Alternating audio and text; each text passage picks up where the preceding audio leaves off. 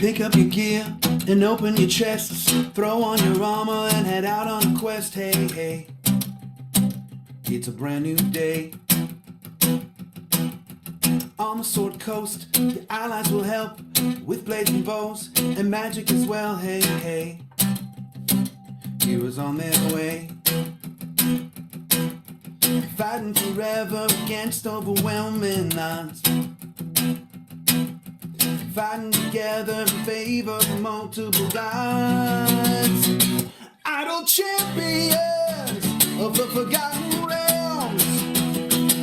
Idle champions, adventure never ends. Idle champions, get you all out there. Idle champions, you will say it again. Idle champions.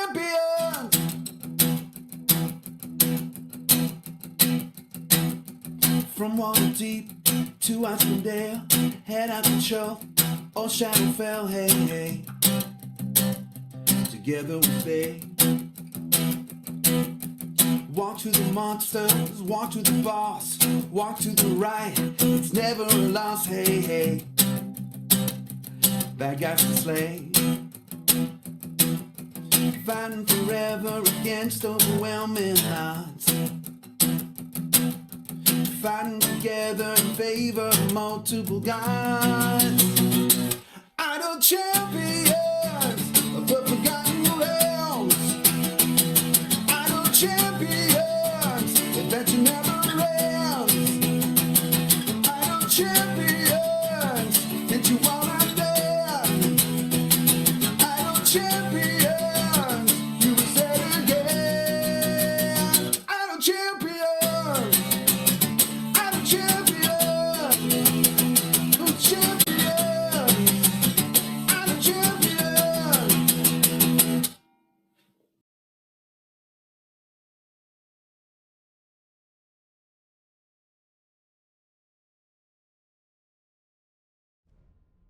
Hello, everybody. It took me a second there because I was updating the code and the code text. And the code text. Welcome back. Star Wars Guide, the tutorial show. Today is the 5th anniversary of this stream. We've been doing this for 5 years now. That's a long time. That's a long time. Yeah. We started this this stream in September of 2020. Specifically because around that time, people were asking Codename Entertainment for some kind of like video guides, like help for the game. And they were like, we can't. We don't have anybody, we don't have anybody on the team for that, but I think Dylan was like, I think I know somebody that could do that. I was like, I could do that. I could do that. And they were just getting into the idea of doing lots of streams. Like at the beginning of the year, at the beginning of 2020, they had started doing lots of streaming, and throughout 2020, everything shifted to streaming, so it just kind of fit. And we parked this on Saturday morning so that there weren't any weekend streams, and there were a lot of people in other time zones that were like, we can't even watch the ones that you're on. So we parked this on Saturday, and we got an entirely different audience. So thank you to all of you who've been here for 5 years, and thank you to all of you who just showed up. Whether you've been here for 5 years or 5 minutes, we appreciate you coming by. So yes, as people are finding out, today's code is not, as the text says, is not for one Electrum chest. I wonder if they're gonna fix that next week, or if they'll forget, they'll not read it and just think, yeah, 2 Modron chests, folks. Two. I tried to argue for 5, but that was a lot. That would be asking a lot. To be honest. That's asking a lot. So yeah, enjoy your 2 Modron chests. What do you do with those? Well, today we're going to talk about that. Today we're talking about multi-party and Modron chests, or Modron chests. No, Modron automation But multi-party and Modrons in general, 2025. We've done this a few times over the year. In fact, the reason we're doing it today is because this was the first stream. This was the first tutorial show. And we hadn't done it recently. I was like, hey, let's do it. Let's do it. So we're gonna do a lot of talking about that. There's probably gonna be, questions. I'm gonna tell you right now, we don't have enough time on this show for me to like sit down and walk through the piping out an entire core. I do that over on my channel, Twitch TV/Gaarawarr sometimes. But I'm gonna do some kind of demonstrations of some basics when we get to that part, right? Because yeah, it's a process. It's a process.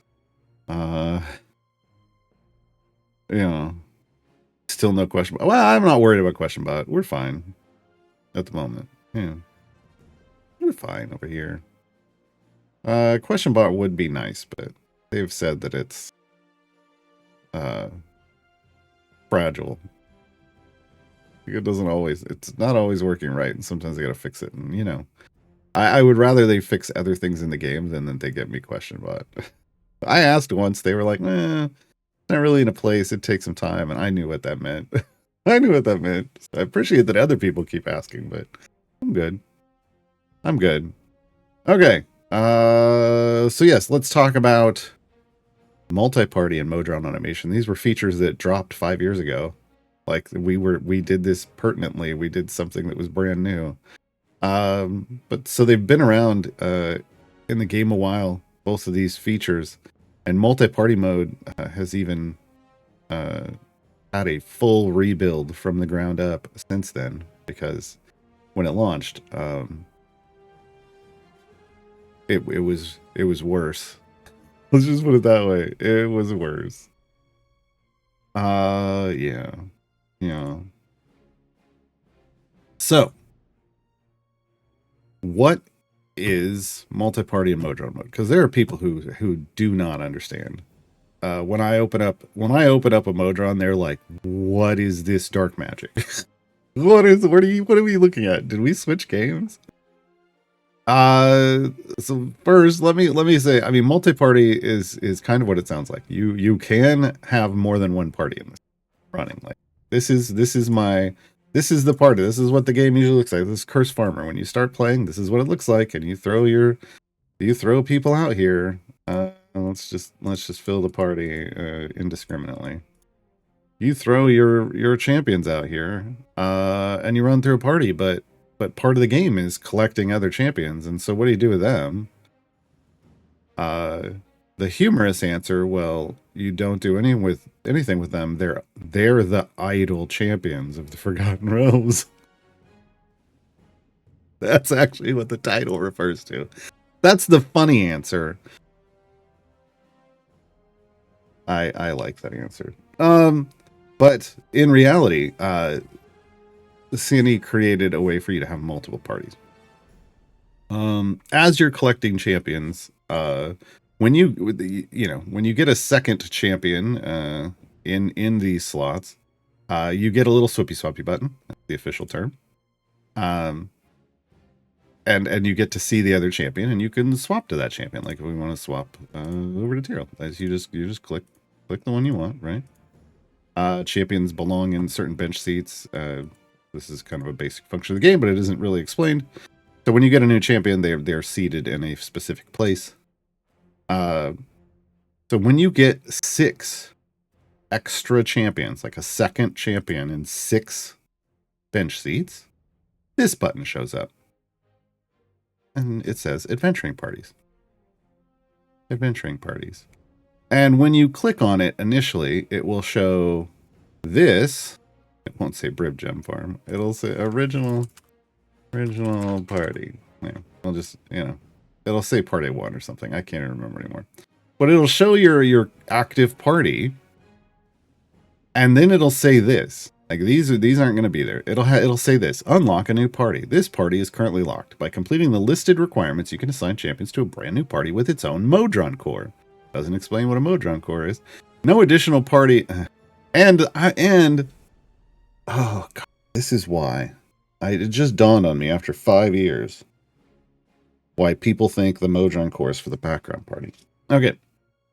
No additional party unlocks available at this time. It says this, please check back later. This part isn't there. It'll say this first part, but then it'll have requirements. And one of the requirements is that, like, if you click unlock, which I can't do, it'll take you to a thing and it says you can't do this. Like, there's a variant called split the party. I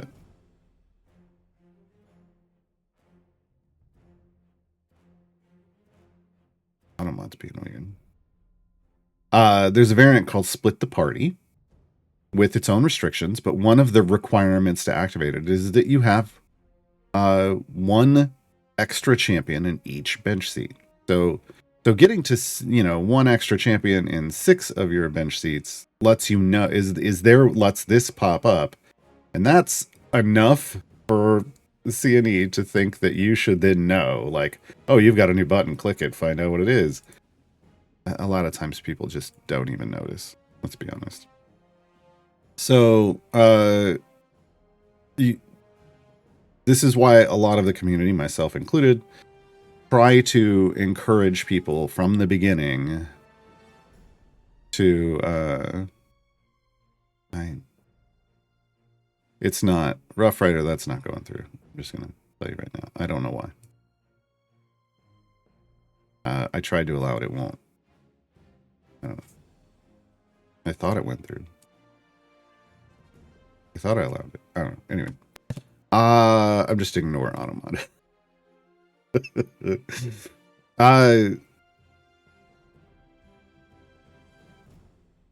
This is why a lot of us try to encourage people at the beginning to focus more on collecting champions than worrying about what the meta is and getting the best champions.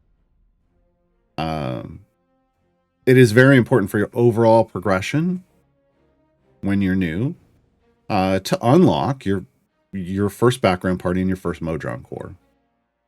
There is more power to be had, kind of like it's another version of power. You got to stop trying to at them. It just isn't going. It just doesn't, and it's distracting the hell out of me. Please stop. It's not going to work. It's the name for some reason. I don't know why. I can't fix it. It's more important for your overall progression that you work on split the party than you try to get meta champions. Is it nice if you can get both? Absolutely. But when an event comes up, and you're like, well, who do I flex? Kind of the most important thing is to look at if you're newer and you still haven't done a split the party yet, like you still haven't qualified for split the party. It's more important to look at the seats that are available. Like you get a 10 and a 6 for free in this event. Effectively, they're the featured champions, and then you can get up to 3 more, well, up to 4 more technically, and you can fill in. I ended up with lots of 10. I was doing something else. Ignore me. But you can look for like, okay, like here's an 8 and hey, here's a 12 and a 5 and a 1. Like you can start figuring out, like, how am I like working towards getting 2 in every bench seat by looking at the seat numbers and trying to fill the gaps. So initially getting 2 in every bench seat, or if you want to do it this way, 1 additional champion in each bench seat unlocks split the party 1. 2 additional champions in every bench seat unlocks split the party 2. So 3 in every bench seat. And then 3 additional champions in each bench seat unlocks split the party 3. Currently, there are only those 3 versions of split the party. You can only have, right now, 4 parties. This is split the party. I've relabeled everything now. Split the party 1, split the party 2, split the party 3. Okay. This is how you get your background parties. Each party can be doing a completely different thing. I can be doing Curse Farmer over here. Like I can be coming back in my active party to do a free play for Favor and Curse Farmer. I can go do a variant somewhere in this party. I can go do a different, like a regular variant. I could be doing a patron variant here. And I could be doing another, like a base adventure in a campaign that I'm still working through over here. You can do absolutely different things. You could also do the exact same thing if the exact same thing is a free play. Like I could do the Curse Farmer free play in all four if I wanted. Doesn't really make any sense. I don't know why you'd want to do that, but you could. You could. Right. So this, I'm going to talk about the multi-party system first, and we'll get to the Modrons. So if I want to switch parties, I'll move over here. Now, what happens? The first question, I think a lot of people are like, well, what happens to is the party over there just going to cruise along? Yeah. We come over here, you can click it from here. It's just going to, I've turned auto progress off. But it would just cruise along and move forward for as long as it could. For as long as it could. Now keep in mind, I didn't have any familiars leveling up champions. They weren't doing anything. So they're going to continue not doing anything. but if I had them doing something, they would continue doing something for as long as they could, right? And then when they stop doing something, there's supposed to be little things that pop up to tell you, hey, your party stopped. So you know to go check on it. Say supposed to, because sometimes the indicator tells you that your party has stopped, and you click over there and it's doing just fine. Doing just fine. So sometimes there's issues. All right, so if I'm over here, then I can go do something else. Like, oh, this one's set up to do Mert stuff. That's true. It is set up to do Mert stuff. I'm gonna just throw it into a different one. And then I'm gonna throw. If you'll notice, now we have. I can put a familiar over here. But what I can't do is go in here and use whatever familiar that I was using in the first party. This is how they get you, folks. See, this familiar is locked. See, assigned to another party. Click to recall to this party. But if I recall it to this party, it's no longer in the other party. The other party doesn't have a familiar anymore. Familiars and champions, you'll note right here. See, it's got the little multi-party symbol, the adventure party symbol. Familiars and champions are unique. They can only be used in one party at a time. So to use multiple parties, you have to have lots of different champions, but also lots of familiars. Lots of familiars. So now I can fill this party with a different set of champions, and they can go about their business. And then you guessed it, folks. I can come over here and do the same thing. I can do the same thing. I can fill up all these parties as long as I have the champions. You know, I can fill all the parties up. Well, here you throw in a different one. Now, early on, and later on, even if you're playing for free, like if you're a free-to-play player, early on and later on, you don't have lots of familiars, right? So if you're going to use your parties early on, which you still can, you have to come over, load them in, set them up, go back to what you're doing in another party, and then when that indicator pops up and says, hey, boss, we can't go any further, then you go over and you level everybody up and you fix whatever's going on, and then you go back to and you turn the auto progress back on, and you go back to what you were doing in your first party again. Right? You'll have to manually, kind of like you know, before you had familiars, like right when you first started, you got to do everything by hand, right? Is it you know, work? Sure. But you are progressing in a sense faster through the game by having two parties doing things. Now, one of the issues some people are like is, well, my second party isn't as strong and it can't complete the content. Well, no, they usually just say my second party isn't as strong. The question isn't, is your second party as strong? Really, is can it complete basic content? Because you can set your second party to go do easy stuff somewhere else. Right? Like basic adventures in a campaign you unlocked. And early on, you know, around the time nowadays, you can earn champions pretty quickly. So you might not be that far through the game, and you could just have them doing something somewhere else. Like just trying to push deep in another, and when they end, and you're like, well, I could do further than that in with my other team. Okay, pull that other team over. I click on them.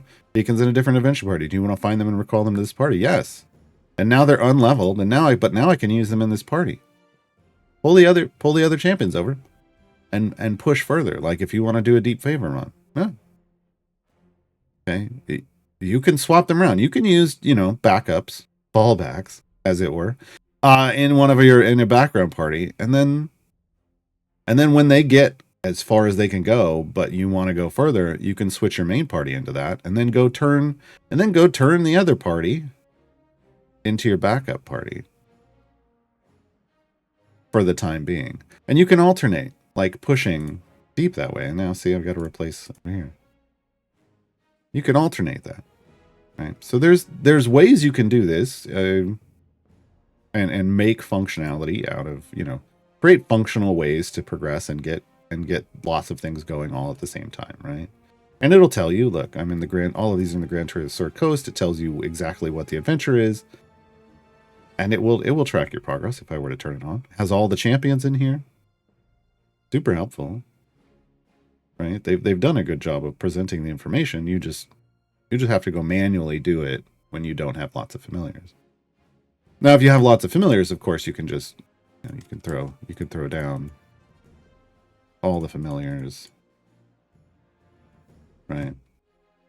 Familiars are the primary form of automation in the game. They're the clicking, right? They're going to click on all the things for you. I'm just selecting random. Don't get upset. I'm not trying to build out a functional team here. Just clicking kind of randomly. Familiars are your clicking form of automation. They're going to click on the field. They're going to click on the champions. They're going to click anywhere. If I hold down the F key, they're going to click anywhere there's one of these white boxes, which includes up here on auto progress, even though that tooltip's still broken and you can't read it. And it includes, if I open active potions and hold it down, it includes in here.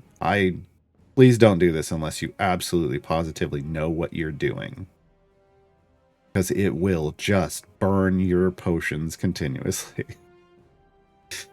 That's my warning for that. But familiars, yeah.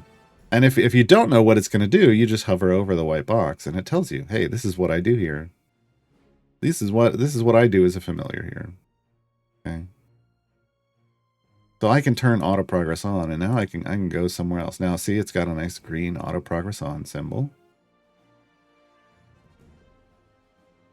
And I can either choose, I can spend my time just alternating between them, or I can focus on one. So what's the benefit? Like which is better for you? Should you focus on one? Should you be switching between them all constantly? If you're trying to actually get something done, wow, I can't believe I just said that. If you're trying to actually get something done, you should probably focus on one of them. The reason being, when you switch to a different party,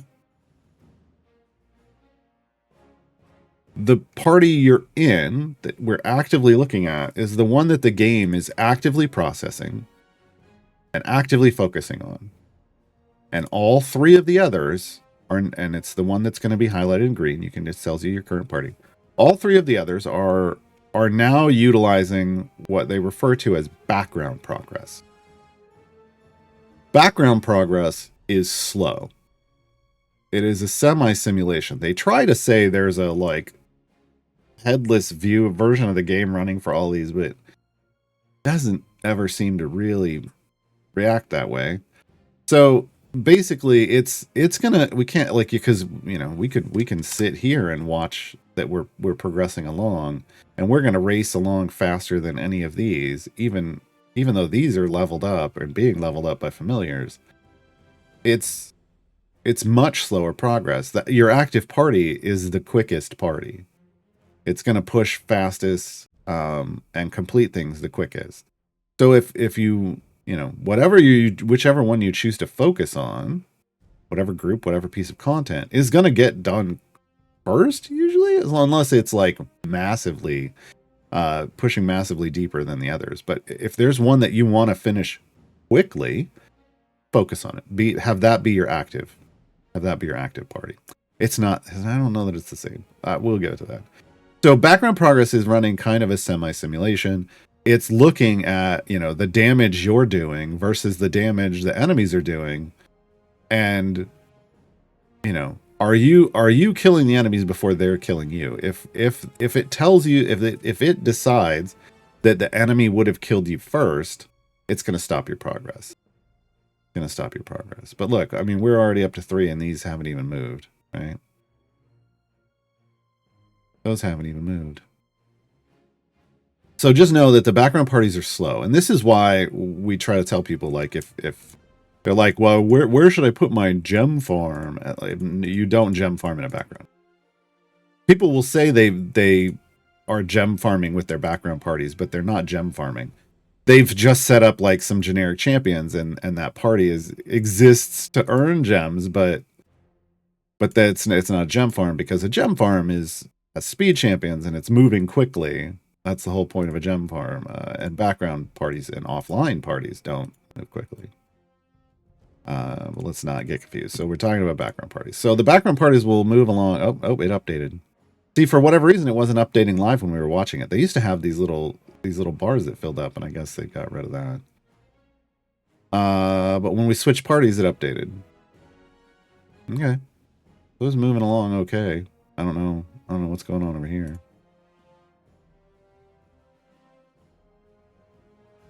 Yeah. So when you're brand new, I honestly do this on new accounts. When I start new accounts regularly, I'll be starting one probably in December, is the goal. Start of December, and I'm going to play through it on stream. Like, everything I do will be on stream. And then when at night, either the game gets shut off, or the client will get shut off stream. But it'll either, if I have a Modron core, which we're going to talk about in a minute, I will let it just cycle offline for a small amount of gems, because it's better than nothing. I won't finish content with it. Like, that's just the way I play it. So that's one of the ways to think, is when I first unlock a background party, I will just park like Bruenor over here without a familiar leveling him. I will put a familiar on the field, and I will put a familiar like out here, one out here, and I will put one on click damage. I will save that in my Modron core, which we'll get to. I will save that as a formation. I will load that in my Modron core, which we're going to get to in a second. And then it'll just earn some passive gems. It's not a lot. It's not a gem farm. It's a gem window box. I guess that's the difference. On a farm, you've got lots of land to grow lots of gems, but in a background party, you're putting up a window box. It's just a window box off your kitchen. That's it. You can get a little bit of gems, but not a lot. Yeah. So this is one way you can use your parties. This is one way. I'm gonna switch back over here. Another is kind of what you saw I had it set up as, is as you start unlocking patrons, patrons have these weekly challenges that they want done. Okay. You can start throwing, like, even just a passive Bruenor. So without a familiar, that's what I call it, a passive Bruenor. Like, he's not leveling up, he's not really doing anything. He's just along for the ride. He's a seat 1 champion. He loads in automatically. Right? You don't have to pay to put him in. So just, that alone, if I go through this list, I won't be able to get this one. I won't be able to get this one. I can get this one. I can defeat humanoids. So that's going to be 600 currency for free. I could defeat 250 bosses. There's another 600 currency for free. I can't do this one because this requires specific champions. I can do this one. So now I'm up to 2,050 currency. I could do this one. 2,900 currency, and I could do this one, so 3,750 currency.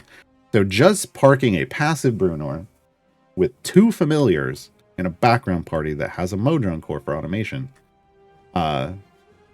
could earn me. Well, even without the Modron core, just switching over every now and then when it tells me it's stopped, I could earn, over 3,000 patron currency in a week while I'm doing other things. Once if you have more familiars, if so you can put more champions, you can start then targeting some of these other things. Like even one more familiar would let me do the Jarlaxle one, get me some more currency.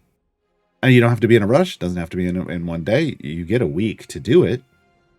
So it's a nice passive way to get yourself more stuff. Now, you can, depending on how many familiars you are, or how active familiars you have, or how active you want to be, you can get all this stuff done in a background party over the course of a week. I used to do this a lot. I don't do this anymore because I don't have a major need for currency. I'm running out here. I'm going to have to go I can just go do a single variant because I haven't done them all and I'll have currency for a long time. But I used to just passively gain currency every week by just on Monday at noon, Pacifically speaking, when these reset, I would load stuff in for 3 of them. And then on Wednesday, I would go check them, and I would have gotten most of it, and then I'd load 2 others in, and everybody would have gotten some passive currency every week. That is also a viable way to do it. Some people will be doing all kinds of things. Someone will have some people will have a trials run going in a background. They'll be doing a deep favor push somewhere, like a forge run in another place. They'll be doing their active party will be like maybe gem farming. They'll be doing a patron variant and in their final one. Like you can mix and match any combination. But I'm gonna tell you this: there's a reason we don't have another party. They didn't give us. There's no split the party for, and that reason is the more parties you have actively running, the more of a resource drain it is on the system you're running it on. So not higher end PCs could run like another background party, 5th party. But like consoles and mobile devices would just shut down. Is basically what we've been told. They were trying to do more refinements to the system to get better performance so that they could add another party. That was like almost a year ago. I don't know. Sometime within the last year. But it's been a while and we haven't heard anything. So I'm guessing it didn't quite get to where their goals that they wanted to be able to add another party. So, yeah. Just know, the more you have going on, the more it's going to kind of slow down your client and make your system work harder, right? So some of this easier to do on some platforms than others. And it may be that, like on mobile and even on consoles, set and forget, like build out your parties, shut the client down, go do something else for a while, come back. It's slower, right? But then level things up and then shut it off again and just progress via offline progress. Offline progress was also developed around this time. I think it may have been a little before this, but the idea was, they wanted to give you some progress when you shut the game down, because originally, back in my day,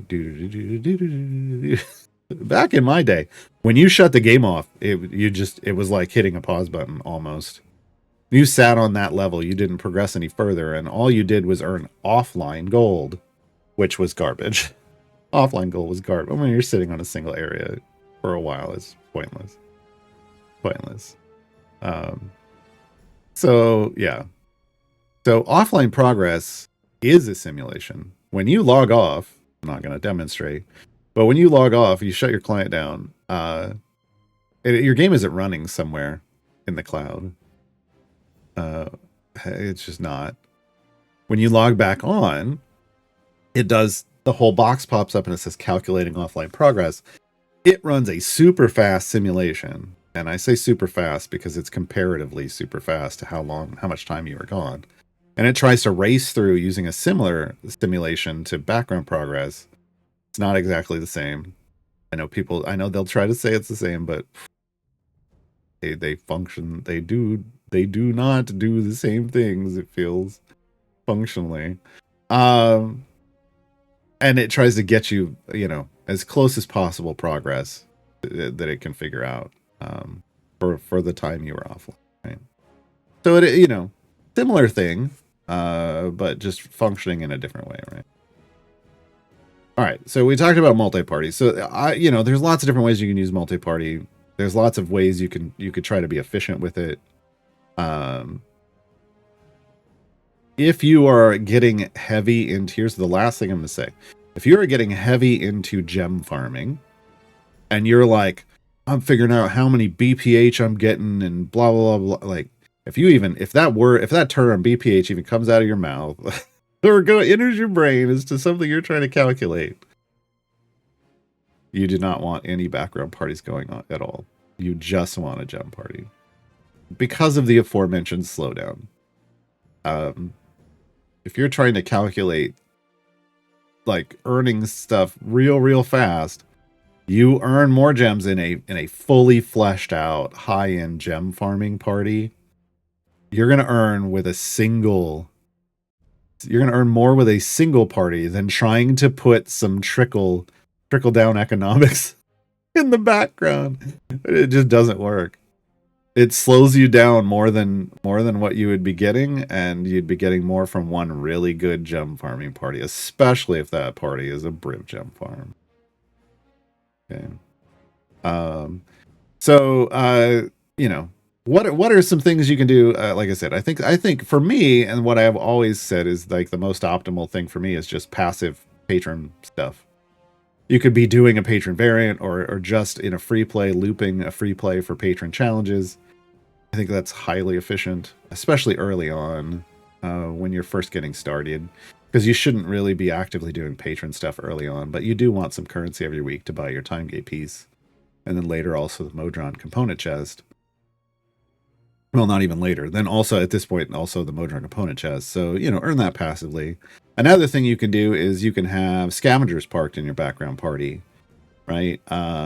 Scavengers are currently the Saturday morning squad plus Strongheart.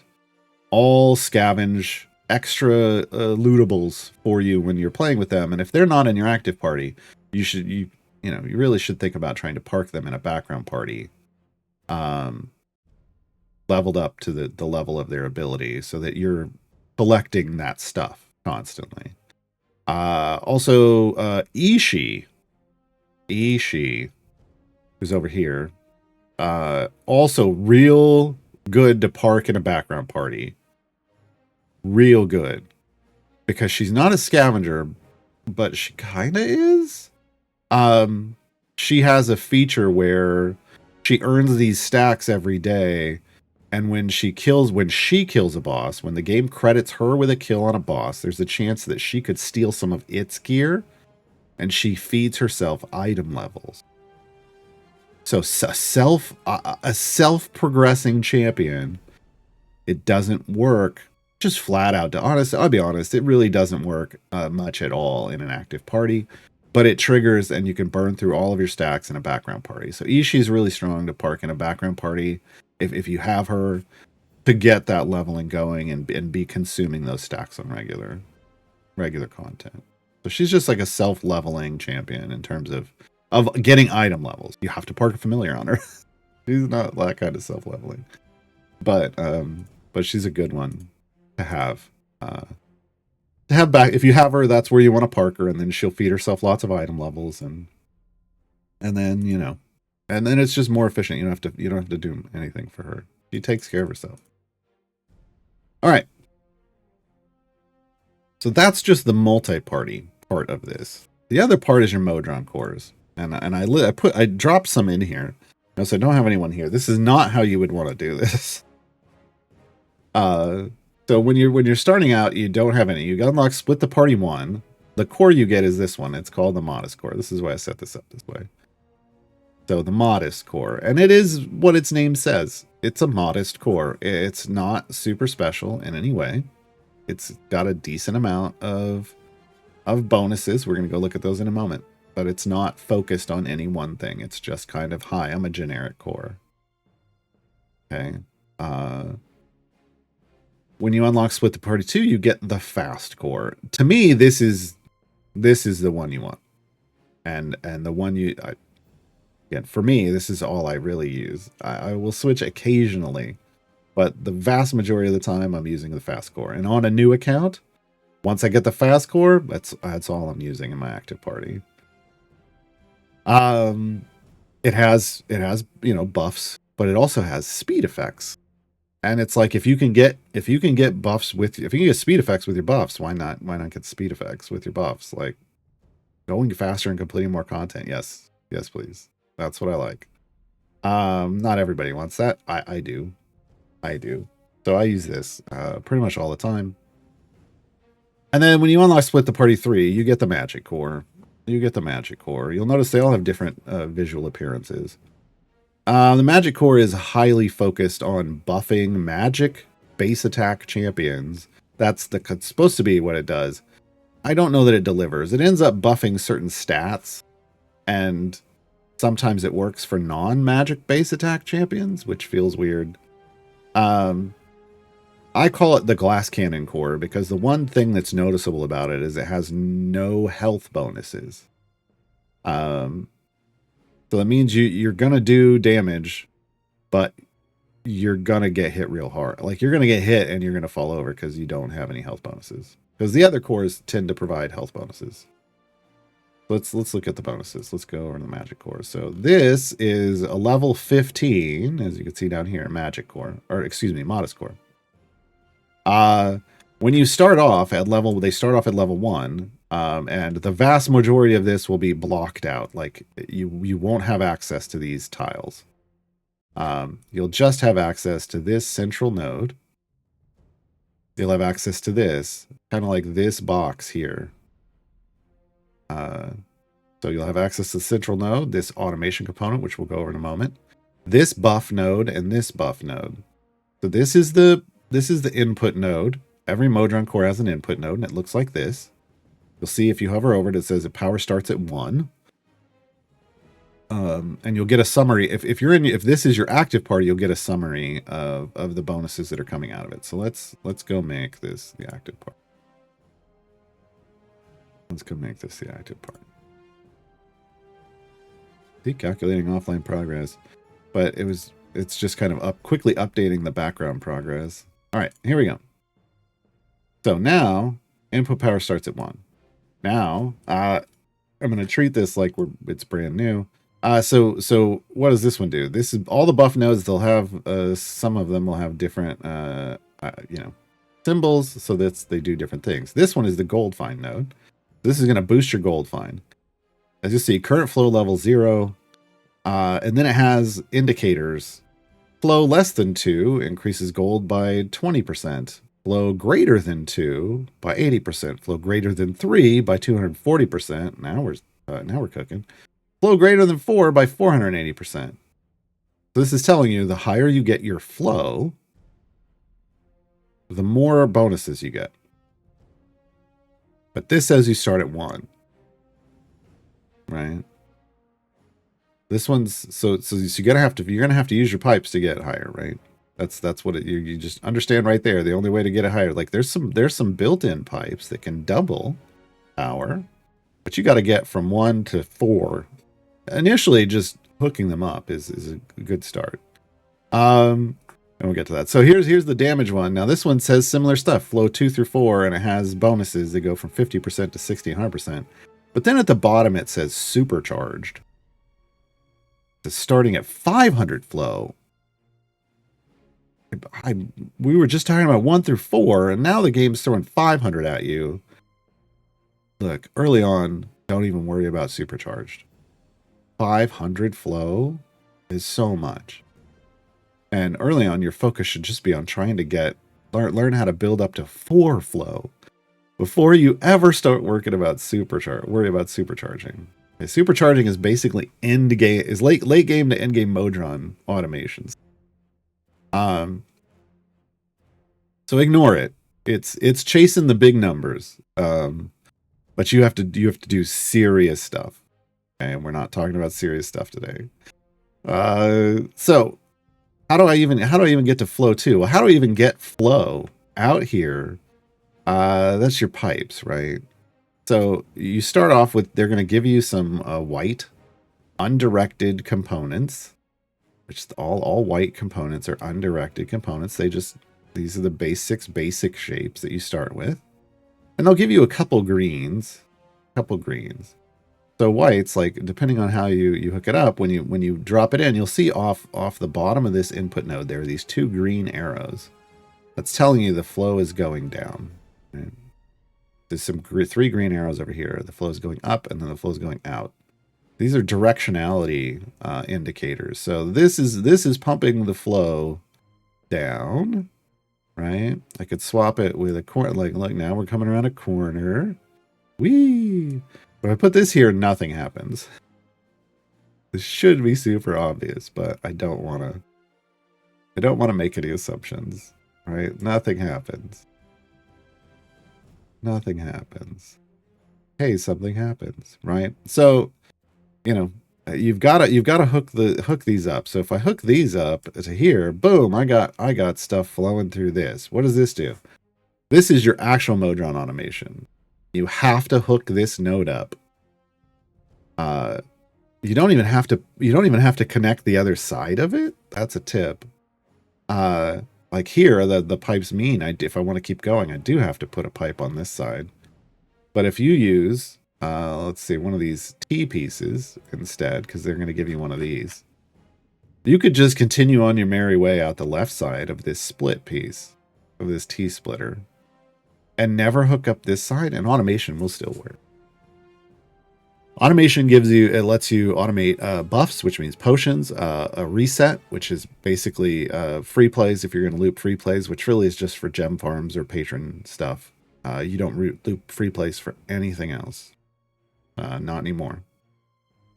And it can load in a formation, save formations, that kind of stuff. So you can see setup automation down here in the bottom right. If I don't have this hooked up, this button doesn't let me push it, but now it does. This is your automation. This is your Modron automation screen. So this is the second half of automation in the game. Familiars the first half, Modrons are the second half. But only once you hook up that node. Okay. So set formation, currently turned off. Pick formation to be automatically loaded during adventures on the selected campaign. It'll load them in from the moment you start. Like you load into the thing. If this is enabled and you have familiars, everything starts getting loaded in. Nothing is set. Like you can pick the campaign. You know, there's just a lot going on here, but basically, they make it a little too difficult. You just want to match it to whatever you're doing. There's not worry about the rest. So it automatically matches into Sword Coast, and then I can pick anything from my saved formations. So you have to pre-save a formation. You have to have built a formation at some point in Sword Coast and saved it as a formation you want to run. It's a good idea to name them, so you know what's going on, and then you can load them in into your automation setup that way. It isn't going to then immediately auto load it anywhere else. It even has this last autosave, but you can do this, right?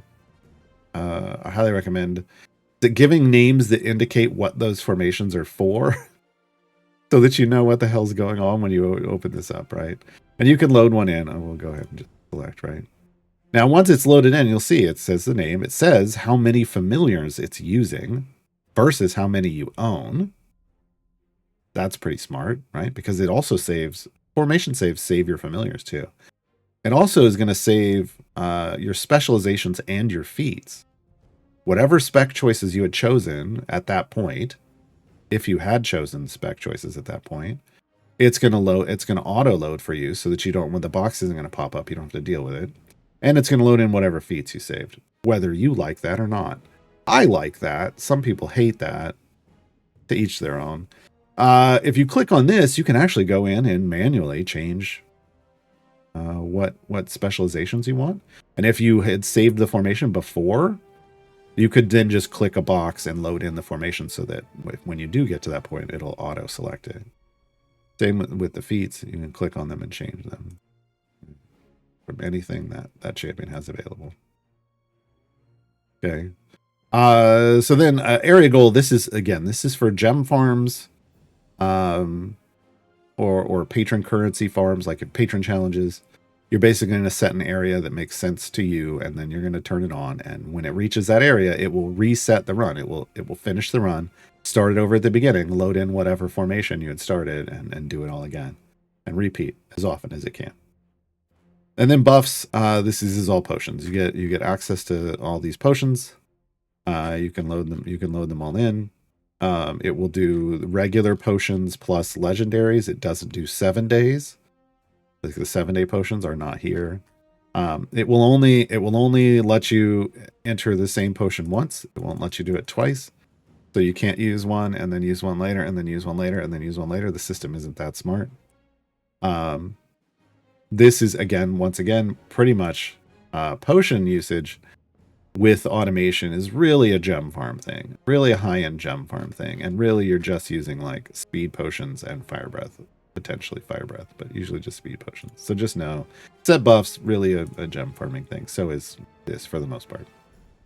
But the loading formations is wonderful all the time, just because you already know the formation. You start off a new campaign. Here's the formation I want to use in this campaign. You save it. And then you have it set up, and then you click this button, and then and then as you go to the other regular adventures in that campaign, it's going to automatically load it in, and you don't have to worry about it. It's wonderful. Okay. So that's Modron automation. But Modron buffs. So if I come in, you get this pipe, you get some of these white pipes, you get one of these. They give them to you for free when you first unlock your modest core. And you want to hook up these first 2 nodes first. So you get a set of pipes that's going to let you do something along these lines. And then this is what your first hookup of your Modron core will look like, roughly. Roughly. I mean, there's other ways you could do it, but this gets the job done, right?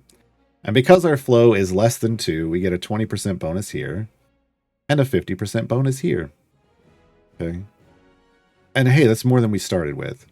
And then as you complete areas, this Modron core should not be in a background party. It should be in your active party right now. This is our active party. But you will want to put it in your active party, despite thinking, hey, I'll let it automate my background party for me while I do stuff in my first party. You want it in your active party for the reasons we said before, which is that your active party completes content quicker, means it goes through areas faster, and your Modron core levels gets 1 XP every time you complete an area. So if you park it in the background, you might get to 15 next year sometime. It's so slow, folks. It's so slow in the background. So you want it in your active party. You want it in the party that's completing content quickly so that it can level up. Because as you level up, you unlock access to more of these nodes and more of this space. And at 15, you have access to all the spaces and can fully power up this core. You can save loadouts. You can load them. You can just quick clear things to start fresh. Do I have anything loaded? No. Okay, so this is the other caveat I'm going to tell you. A lot of times, eventually you will have Modron cores and you're like, well, what do I really do with them? Well, when you first get your modest core, obviously you're going to want to actively level it in your active party. But the second you get your fast core, you want your fast core in your active party, even though it doesn't have speed bonuses yet. Because the power level, ultimately, of the fast core versus the modest core, the fast core is just slightly lower than the modest core, but has the benefits of all the speed. And so it's what you want to be using first when you're newer. So leveling up, once you get the fast core, priority focus your fast core for leveling. Just set this up with 2 pipes for automation. Park it in your second party and let it automate stuff for you. Right? In the background, it will continue to level. We'll continue to level in the background, but your focus then is on the fast core. And then you're not using up pipes because you won't have a lot of pipes. You're not using up a lot of pipes that you want for your fast core. Okay. I highly recommend your first save for all your cores be something that just goes to automation with basic white pipes, and then save that. And then if you build full versions, like you really piping them out, then you save that as a second one. And I will demonstrate here. We'll go over to the fast core. So the fast core, I don't even have. I use it so much I don't even have just an automation one. What I have is a fully piped out version and then a gem farming version. And I can load in whichever one that I want to use. Gem farming, for my gem farming, I've really just got speed nodes. This one currently has a power node in it, but gem farming is a weird situation. But I can have a fully spec'd out supercharged core loaded in. And then automation in others. Automation in others. So if we go to, I don't think magic core, no, magic automation only as well. Okay, let me load in here. No, unaffiliated is only going to have. Man. I am at a point where I've got these. Is Aroas maybe? No, automation only. So I still need to go in for like Aroas and build out. Well, I don't even know. At some point, Aroas will be the last core that I build out. It's the only cache core. I need to go in and build out. I have automation only for magic. I need to go out and build out a new, fully set up version of the magic one. I just rarely use it. But in-game goals, when you start getting lots and lots of pipes, you just start permanently leveling some of them up, or fleshing them out, as it were. Yeah, no, okay. So, how do you get pipes? Well, today's code gets you 2 of these chests. These chests are the only thing that give you pipes. One of the scavengers is a Modron component scavenger, and I know this is called a Modron component chest, but pipes are not components. Pipes are not components. So, Modron component chests are the only way to get pipes. When you open it, you're going to get 5 pipes of random rarities. I'm going to tell you right now, here's the difference between rarities. White is those 6 basic directionalities, like of types of pipes, like forms. I should call them forms. Green. Well, I'm going to do this from another thing. As you can see, there's 5. Let me do this from inside. It's easier from over here. It's easier from over here. So white, you get these 6, right? Shapes. All undirected. All undirected. Green, though, you start getting bonuses. Like, see, plus 5%. This means that when I put this flow, this 1.0 flow in here, it's going to come out at 1.05. I get a 5% boost. Okay. Those boosts are how you raise your flow values to try to get, well, to 2 at first, and then 3, and then 4, and then later, E10 flow, Pearl Jam flow, E10 flow. But then some of these pipes in green, you're also going to start getting directionality. So this pipe has these 3 arrows at the top, 3 arrows at the bottom, chevrons, pointing, saying that, hey, this one flows down and only down. This one flows up and only up. So if I put up here, nothing happens. Because when the flow comes out of the pipe, this thing is trying to push the flow up, and it just doesn't go anywhere. So your directionality suddenly becomes important, because directionality has the bigger boost. Directionality will always have the bigger boost. And we like big boosts and cannot lie. Okay, so along with the 6 original shapes, you're going to add 1 more shape at this level, undirected only, and it's going to be the T's. It's going to be T's in it's 4 different types of T's. Right, so these are the splits. The way splits work, any kind of split works, this should seem like very basic, and of course that's what it's going to do, but it does need to be explained because people don't always pick up on this. Whatever you hook up, whatever part of the pipe you hook up to the flow is going to be the in. It becomes the in, and the others become the out. Period. So if I had put this over here, then this becomes the in, and these 2 become the out. Undirected, this is how undirected works. Wherever you hook the flow up from first is what the part that's connected to the flow is going to become the in, and the other two become the out. I know this seems very basic, but there are people who get confused because they're like, it's not working the way I want it to. I want it to come in up here and then go out these, and I want it to come in both of these and go out there. That's not how this works. It's only an undirected split is only ever going to have one in, and everything else goes out. Okay? That's the weakness of undirected. Okay? Now, when we get into directed, directed splits are in blue.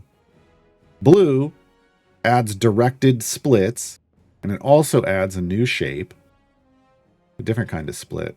It adds what we call the cross. Okay. This is a cross. Or an X.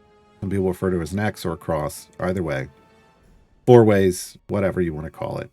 This is the most desirable shape in the game. It is the rarest shape in the game. You only get the undirected version in blue. Guess what? Guess what you get in purple? You get directed versions of this. And they're the most highly sought after pipes in the game. It's all I care about anymore. It's all I care about anymore in the pipe game. And I don't get them often enough. No one does. It's a numbers game.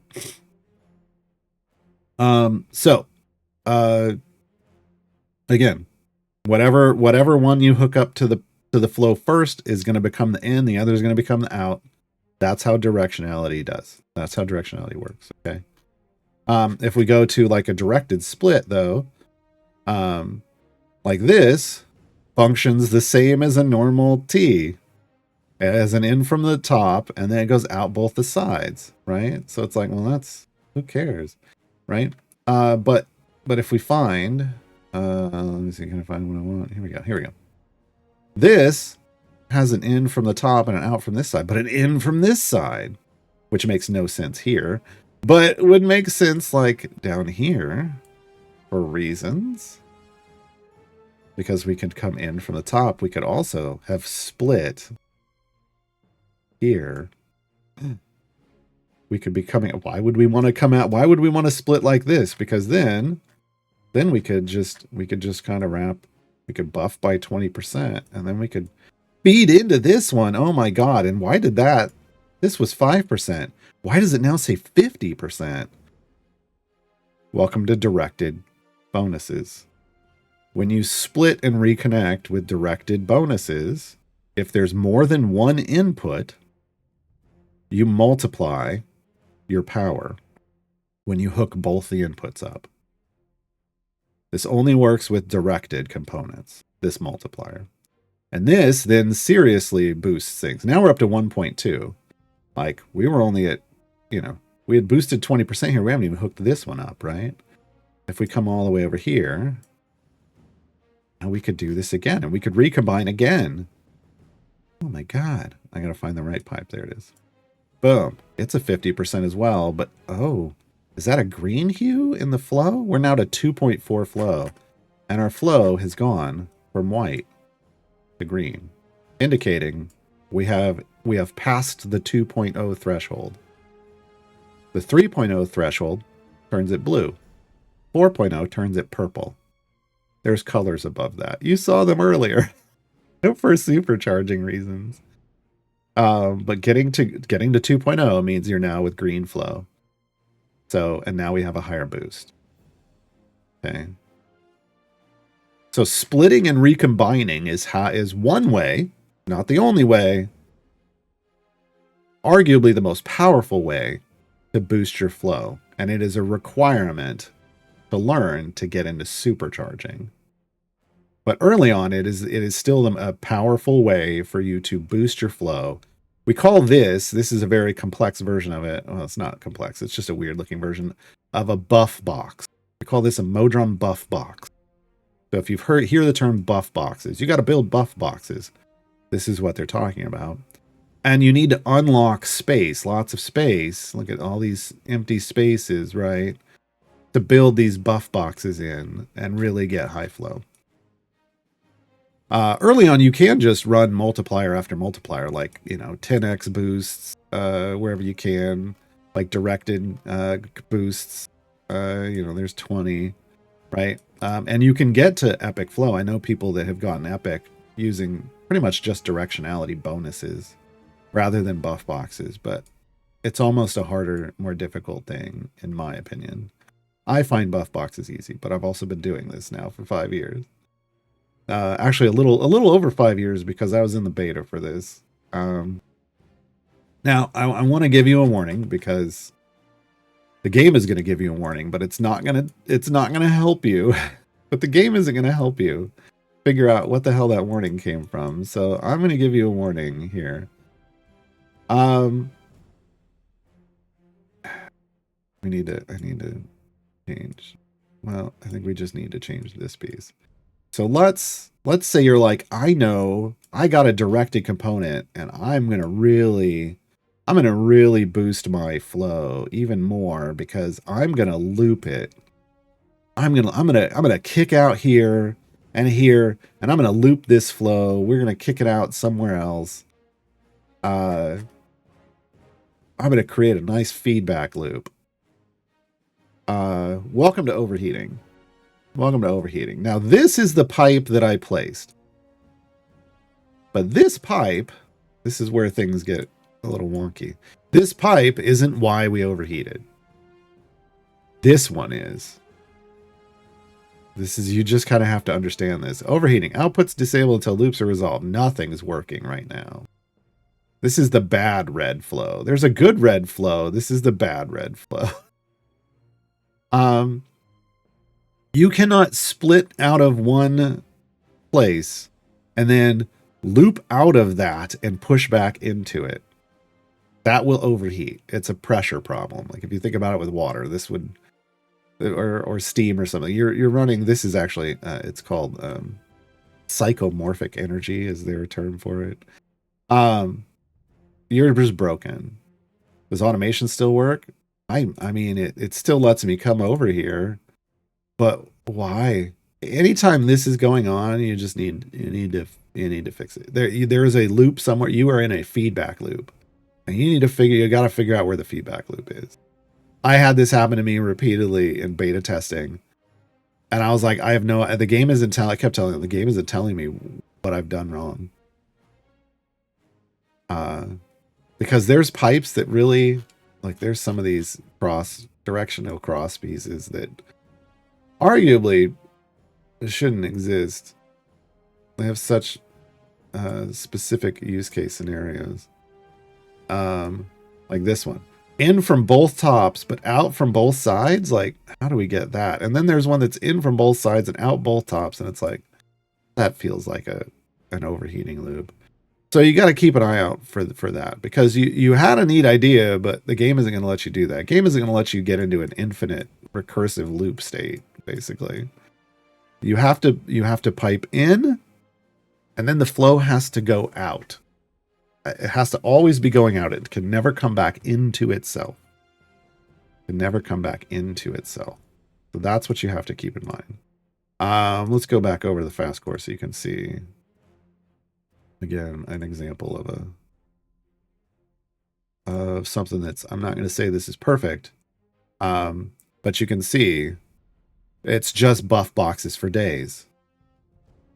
And everything's got a multiply, like everything at the beginning, because the multipliers are more effective at the beginning. Later on, I don't even need them, because I'll have my flow up high enough to supercharge to the max. To the max! I don't need to, I can use plain white pieces, right?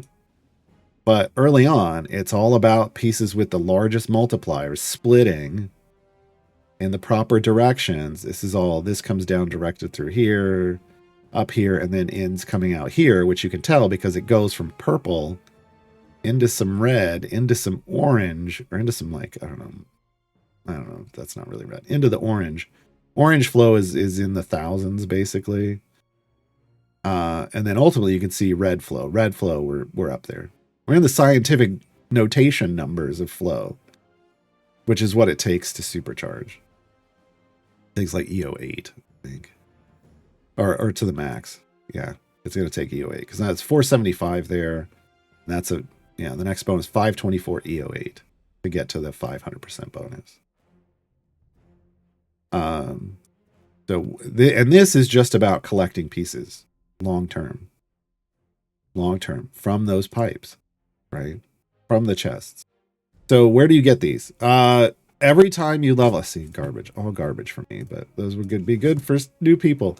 Every time you level up your core, any of your cores, you get 1 Modron component chest. That means from a fresh core, you could get 14 chests. 14 does not help you. Better than nothing. But this is where your patrons come in. In the patron shop, once you've unlocked a Modron core, along with that time gate piece, a new player should be buying every week, there's a Modron component chest. And you want to buy one of these a week, too. Every patron will sell you one a week.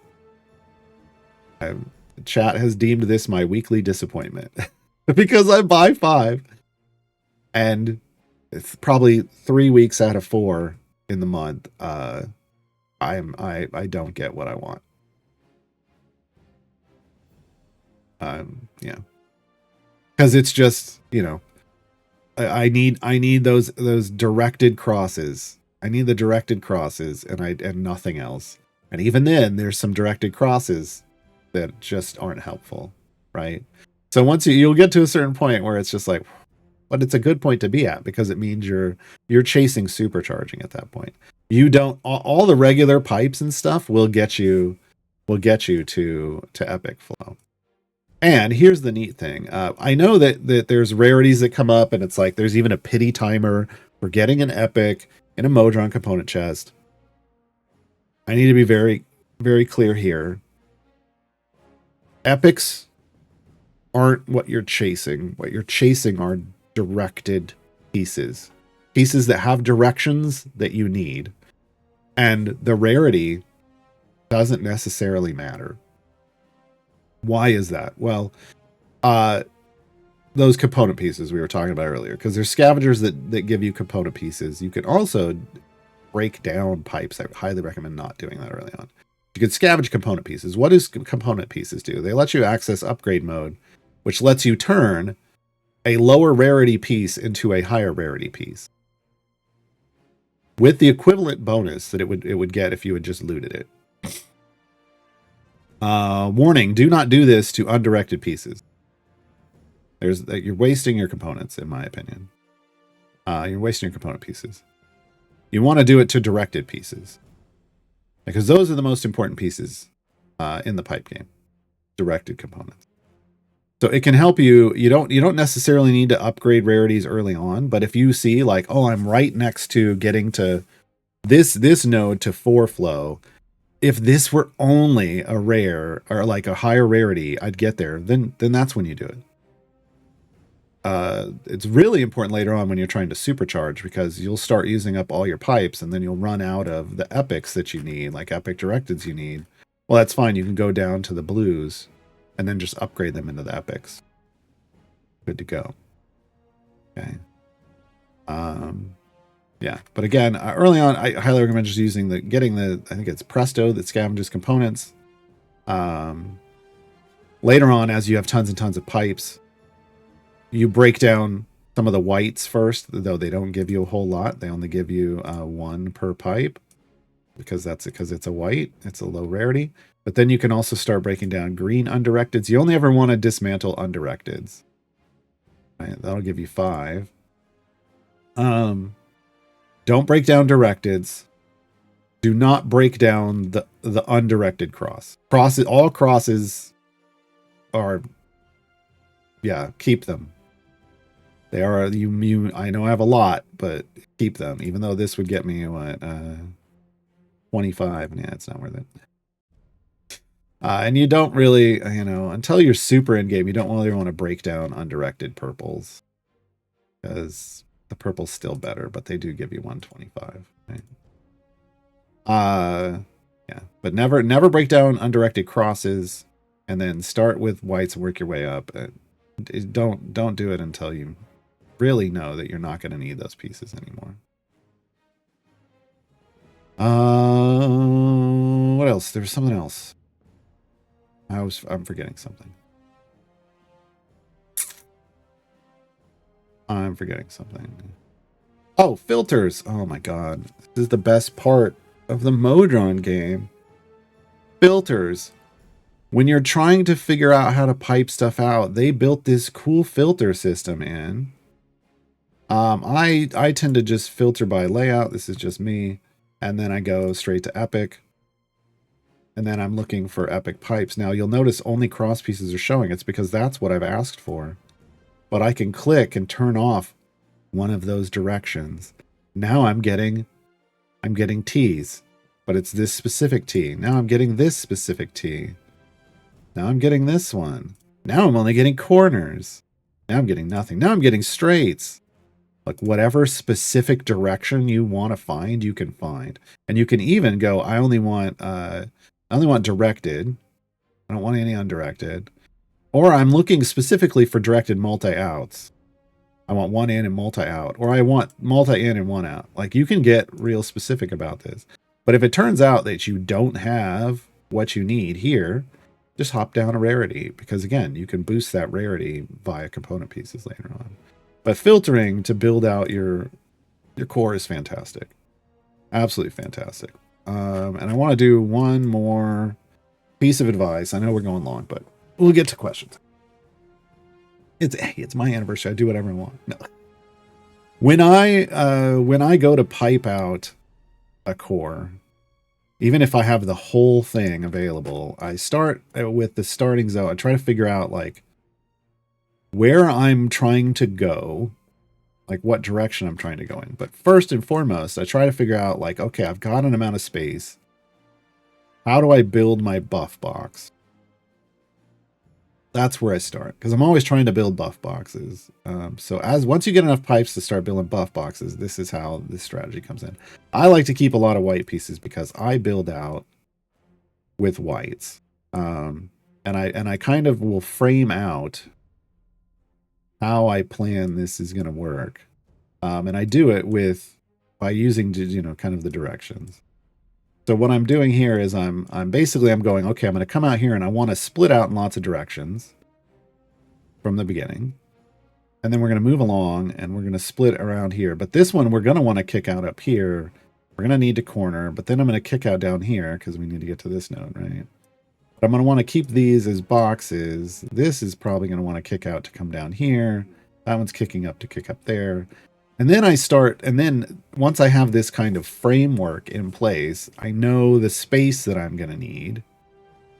Then I can start filling this in with the actual pipes. Then I can go, okay, so then I'm going to start with, split, right?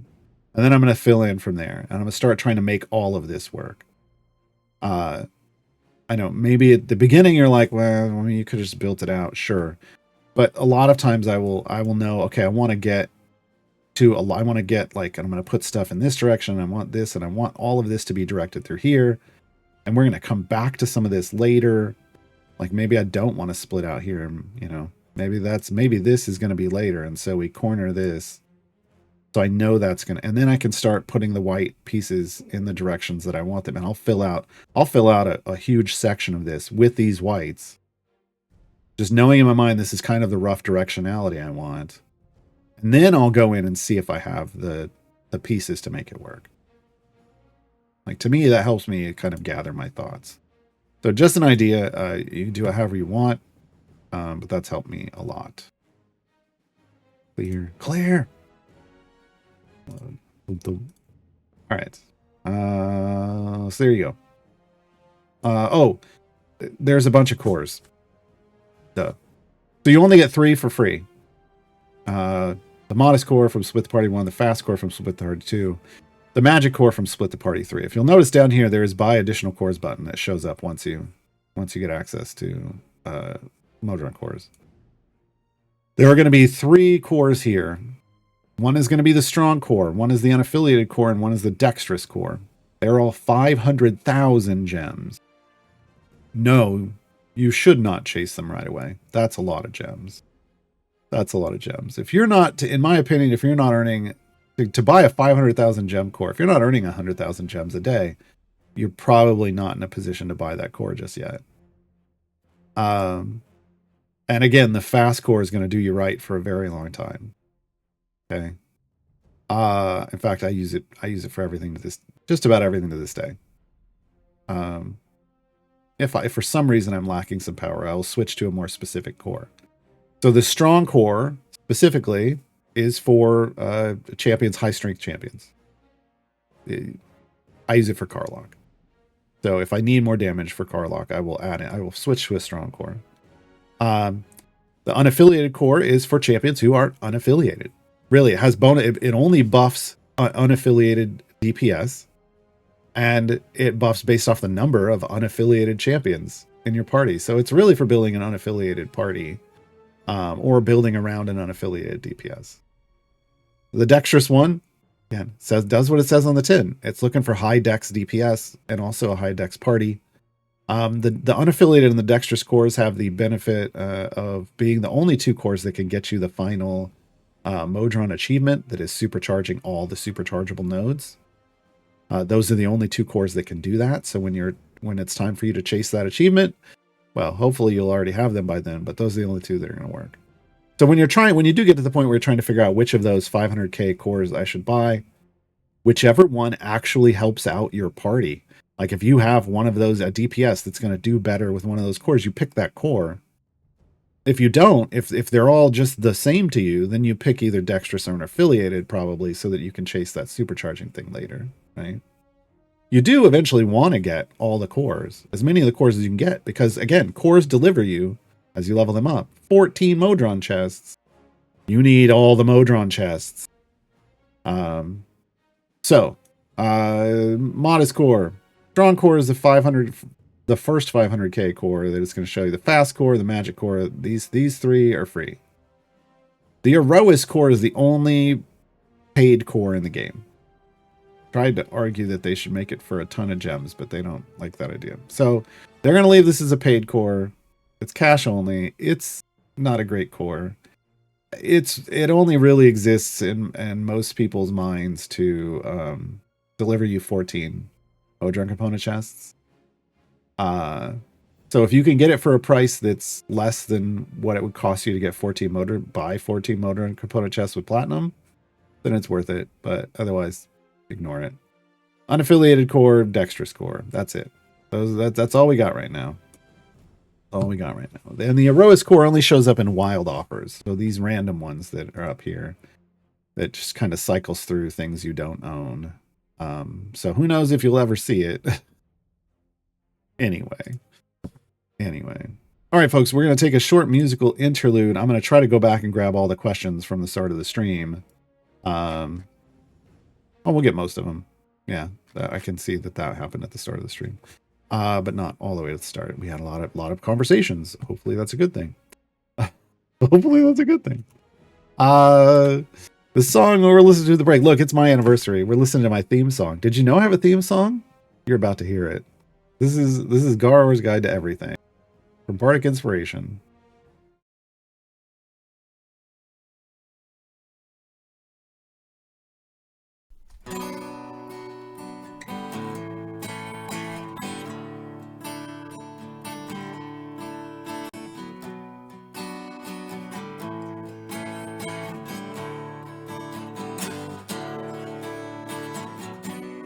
Got the answers that you're looking for. Guide for everything and more. Teach you all you need to know. All his knowledge he'll bestow. He sends follows that have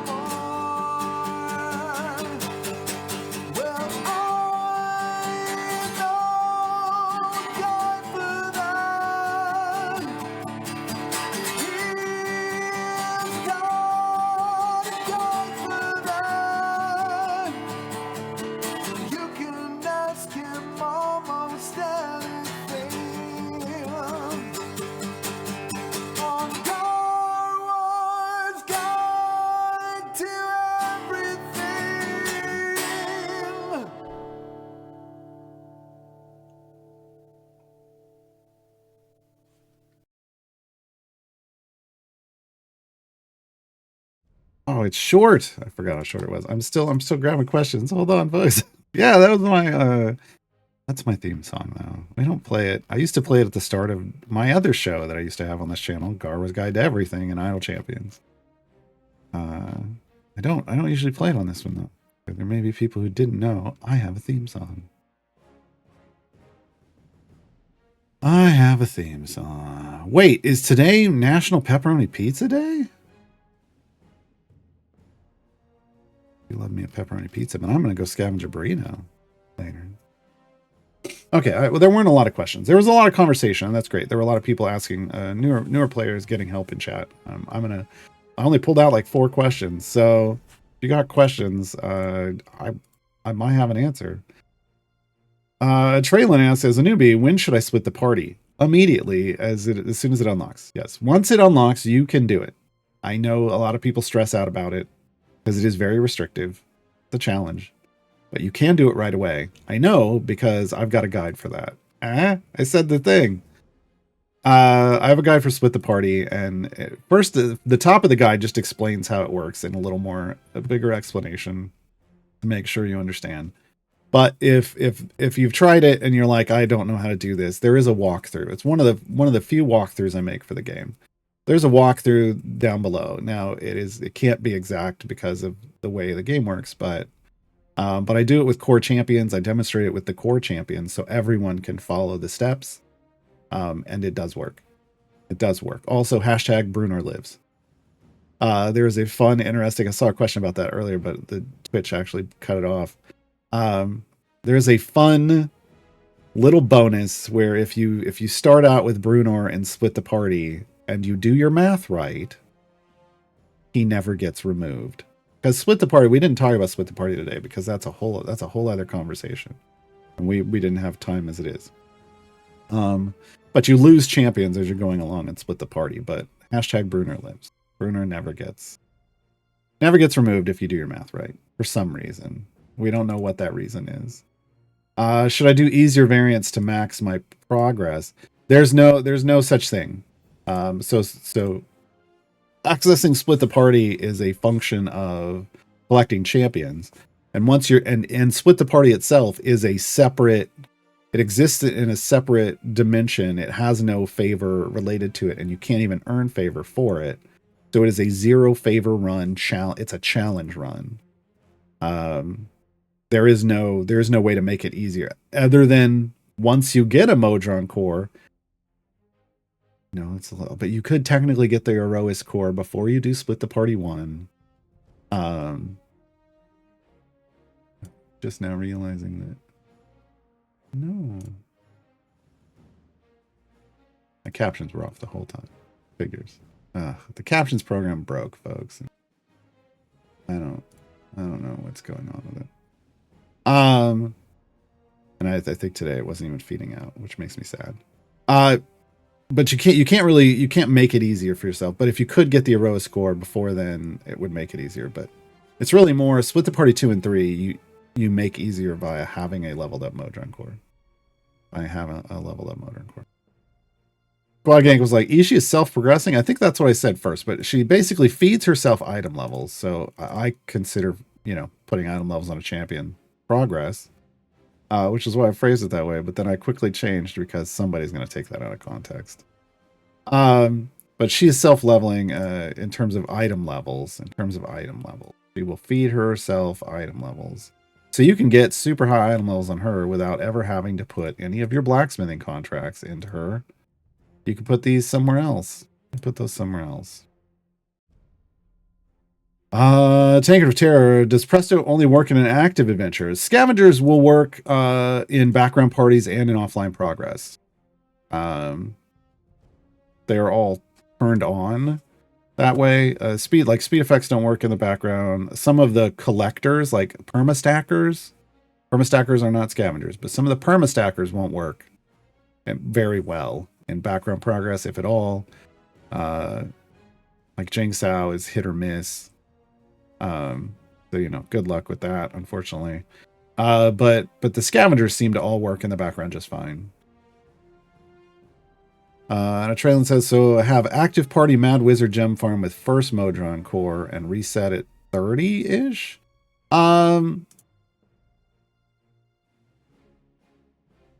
So the first 30 areas, I saw some people saying, well, we usually just do it for 50, but the first 30 areas of Mad Wizard are the fastest. So what we tell people is when you're doing, we call it kind of baby's first gem farm, not insultingly. It's just that, like, literally anyone who started the game off when gem farming really began, I mean, everybody started in Mad Wizard because it was just the place that was the fastest. So those first 30 areas are the fastest 30 areas because of the spawners. There's these perma spawners, which if I would go back,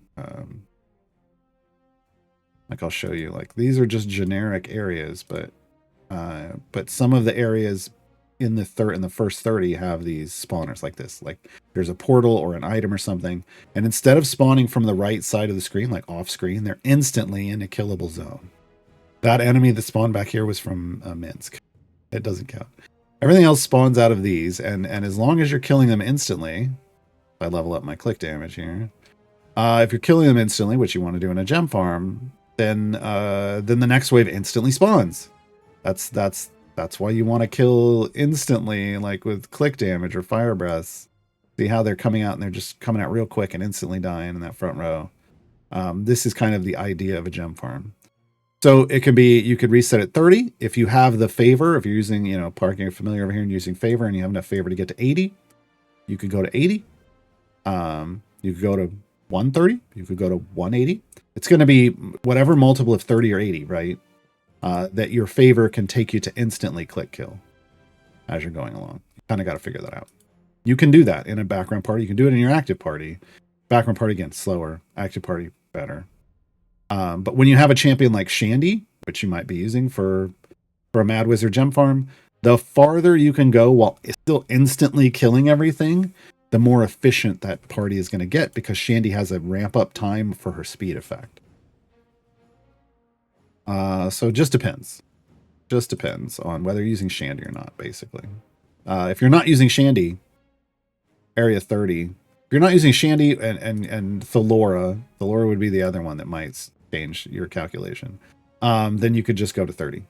There's no reason. Like there is some time loss with the reset, which is another reason why you might try to go as far as efficiently possible, but it's up to you.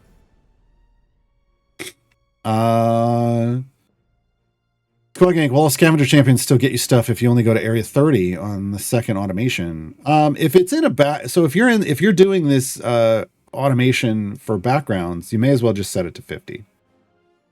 That's where it doesn't matter, because again, there are no real speed effects that are going to happen in the background. And even if it's Mad Wizard, the way the simulation is working,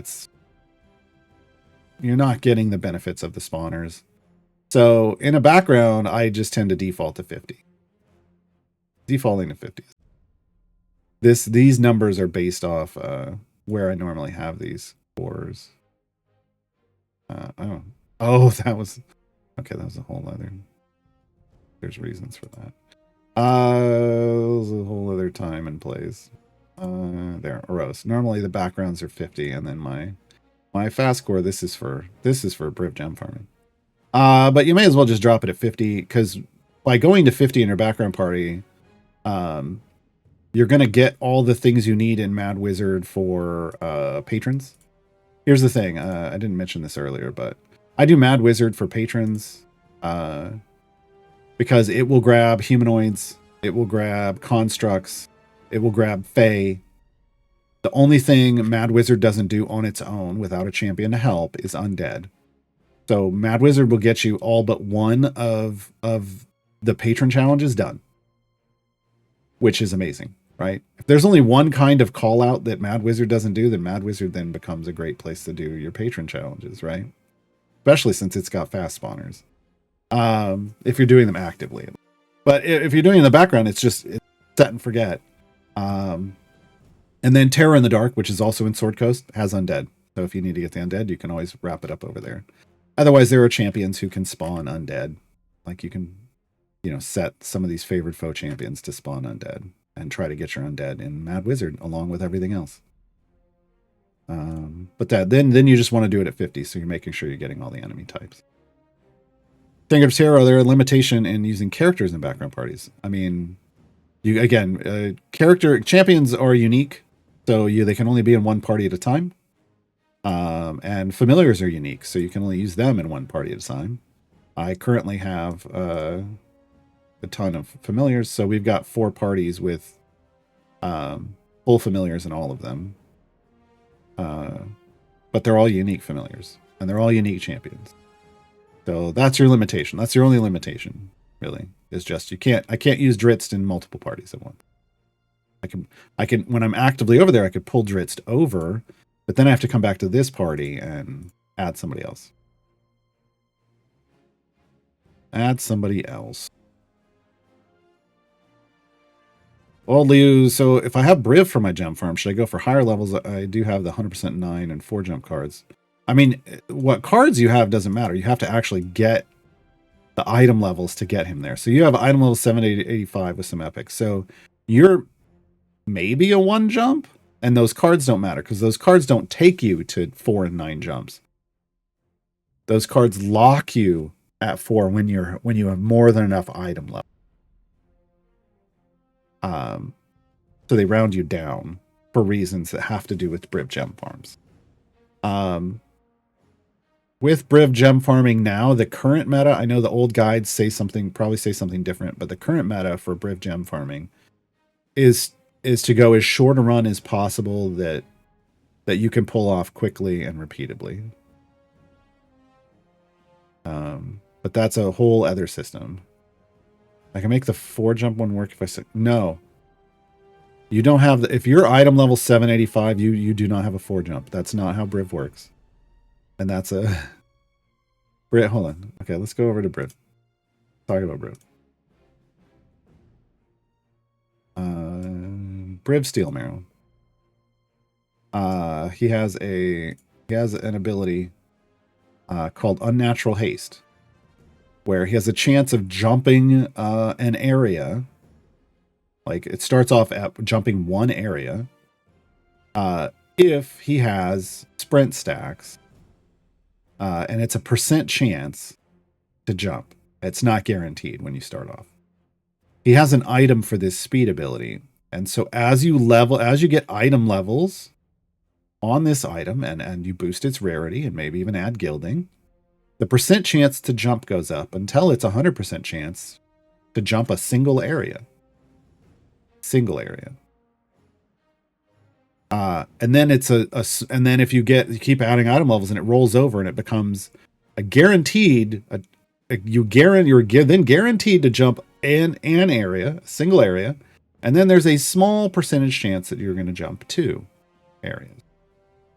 I've got 128,000 item levels. As you continue adding item levels to him, he will raise his jump percentage until you can jump multiple areas guaranteed at a time. I know you mean the feat card, but I'm trying to explain this to you. So you have to have the item levels. He has to have the ability to jump before you can put one of these feats in and have it do anything. Because the feat specifically says caps Unnatural Haste. Okay, if I come down to the 4 jump feat, caps Unnatural Haste. That means you have to have gotten to 100 chance to skip 4 guaranteed before the feat does anything. If you put this in when you're at a 2 jump or a 3 jump, it's just a wasted feat slot. Not doing anything. Okay. They put these in not to just, you have to earn your jumps with item level by investing in item level. These help you stay at the efficient spot, because the thing is a 4 jump is more efficient than a 5 or a 6 or a 7, 5 or a 6. And a perfect jump, 100% chance at 4 and 7 and 8 are like if you get you would think that if you have a 4 jump and an extra chance to jump 5 that things you would go faster, but you don't, because a perfect 4 jump skips the boss every time. Starting in area 1, it jumps you to 6 because you complete that area and you skip 4. And then it jumps you to 11 and then it jumps you to 16, right? That's the power of 4 jump. And 9 jump is goes from 1 to 11 and then to 21, etc., right? When you never land on a boss, and that's the true power of Briv. So the 4 and the 9 and then the 14 and then the 19, these are the strongest, these are the strong spots. I won't say the strongest, but this is the most efficient of the first 4. Like 1 jump, 2 jump, 3 jump. 4 jump is better. 4 jump is also better than a 5. Even if you could get to a 5, it's better than a 6 if you could get to a 6. 7 ends up being more efficient. Just has to do with how many times you're landing on bosses. 8 is more efficient too. And for those odd ones that aren't covered by a 4 or 9, there's Accurate Acrobatics, which is buried way at the bottom of Mert's patron shop for way too much influence and currency. Because it would be great to have this at 2 or 3, like a jump, but you can't. You can't really get it until after 4 jump usually. And what it does is it's a round down feat. It's always a guaranteed skip. It doesn't give you any additional chances. So yeah, whatever you're at right now is whatever the 700 is. I know here's a Golden Epic Theor Dinarax is 3,626 item levels to jump 4. You're gonna need at least that many to use that 4 jump feat. At least that many. I've got a table in my Briv guide that shows all the values for all the jumps that currently matter. And keep in mind, Briv only jumps bosses in free plays, not in new adventures or new variants. Because that would be... He used to do that. They fixed him. Because that was too strong. Okay. Let me go back because I skipped ahead a lot, or we kind of paused and focused in on that. Squad gang on background formation, should I have them set up on patron mode? I do, because I like to just have them passively, because I usually, if I do it, it's just in a free play, and then I'm passively earning patron challenge stuff. But you do you. Emmett Bay, do reborn skins give access to chapters where characters would be banned otherwise? Reborn skin. Skins don't do anything. So there's your answer. It's only feats that can change something. So like, I can do this dwarf glitch Wolfgar, which may be what you're talking about, but that doesn't make him a dwarf. What actually makes him a dwarf is the feat over here. That's the glitch feat that actually makes him a dwarf. And then he can go in as a dwarf under species requirements. So it's the feats that change the functionality. Skins are just for visual fun. Crazy Jimbo, are there any events or challenges for familiars? No. You can every patron you can earn in the shop. Every patron has 1 familiar you can buy for their currency. Otherwise, it's gems for free. It's gems. It's either gems or patron currency. Collecting your daily boost every day to get your 10 platinum, and then keeping an eye out for discount familiars in the shop is another way to go. There was just one that was on sale for 420, but there isn't now. But 1,000's too much for free collected platinum. Bane, if I wanted to support CNE, are the recommended shop items? I mean, buying familiars is usually the first thing we recommend, because familiars keep their functionality forever. You can have too many. I think I have too many. I have too many familiars. I've got well, no, it's actually, I have probably about them. Because if I were to then also put a familiar on every ultimate in every party, then I'd be close to running out.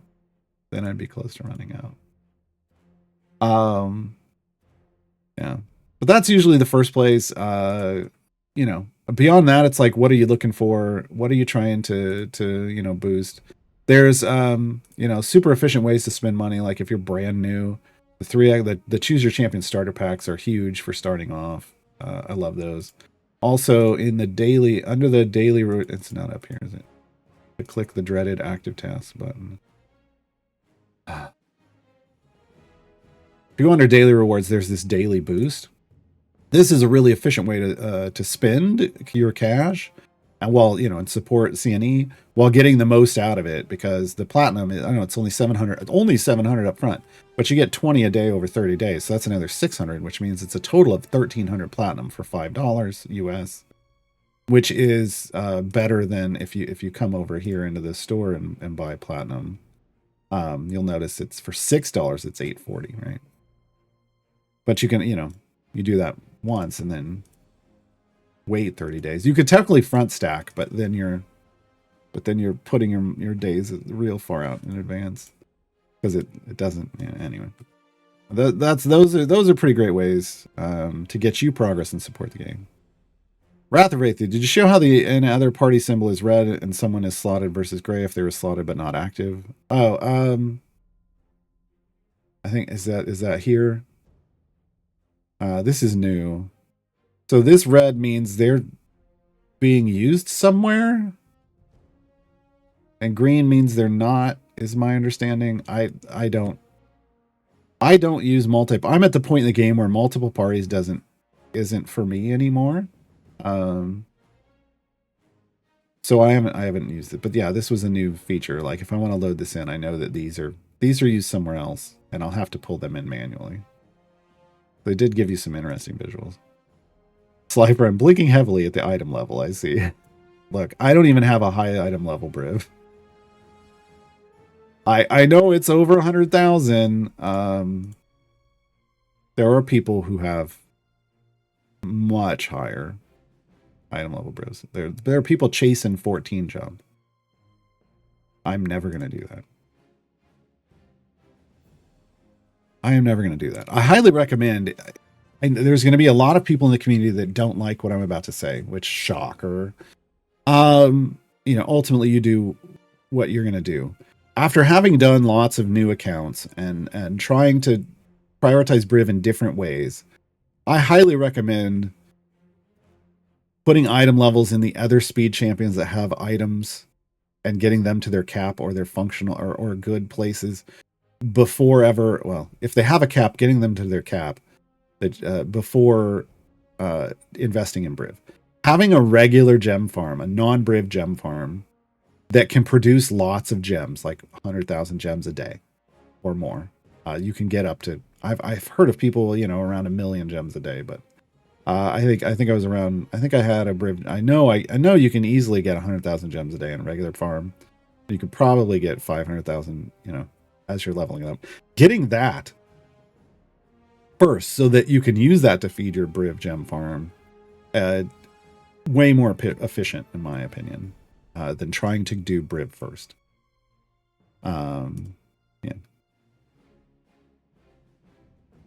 Jimbo says you don't want to land on bosses. No, that slows you down. Bosses take longer. So when you're gem farming, skipping the bosses is the fastest way to gem farm.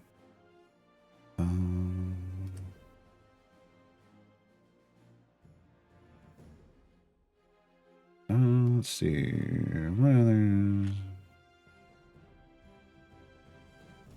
I kind of paused my scroll, so I'm trying to scroll down now. The other bearded nun about Briv.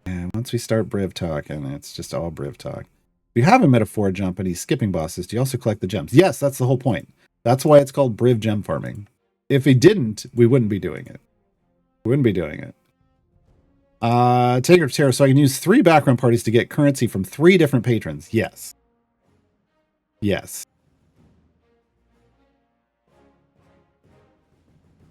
Absolutely. Squad Gang, question, is Olcoria good? I just unlocked her. If you are running a magic base attack formation, she has a synergy with that when you're there might be good for you. I feel like she gets scaled out pretty quickly. The earlier evergreens didn't have the like a lot of punch to what they were doing.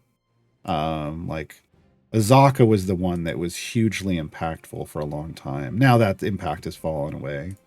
But it's the more recent evergreens that are actually strong, like Commodore Crux, Blue She, Commodore Crux, Ren, Windfall. Like suddenly they've started delivering some really strong evergreens, but the early ones aren't as great. Aren't as great, unfortunately. Okay, what else? Is there anything else we could? I'm trying to think. Did I forget anything? Did I forget anything? I don't know.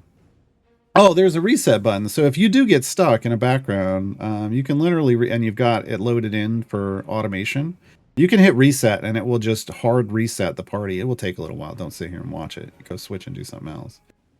You can also, while it's in the background, you could switch its party. And then when it cycles again, it will load in a different party. So the automation features, they do work pretty great if you're using them. I tend to, again, I tend to spend a lot of my time Briv gem farming. So I don't want anything going on in the background party at that point. So you have to switch, like, okay, what am I doing? Am I doing progress? Am I pushing through adventures of variance? You could do multiple parties at once that way. Am I gem farming and I want like the maximum amount of gems? Then you probably want to turn your background parties on. Currently, in the current setup of the game. Yeah.